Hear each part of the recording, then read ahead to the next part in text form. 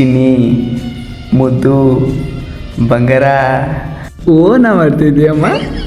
ಒಂದು ಪಪ್ಪಿ ಕೊಡೆ.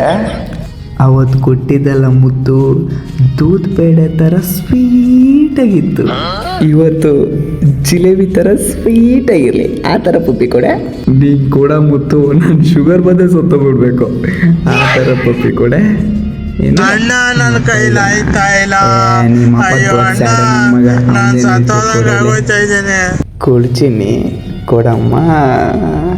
ಏನೋ ಬ್ರೇಕಪ್ಪ ನಿಮ್ಮ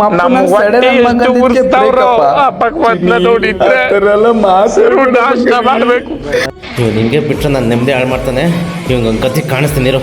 ಇನ್ಯಾವತ್ತು ನಿಮ್ಮ ಅಪ್ಪನ ಆ ಥರ ಅಮ್ಮಲ ಚಿನ್ನಿ ಬಂಗಾರಿ ಕ್ಷಮಿಸ್ಬಿಡುವ.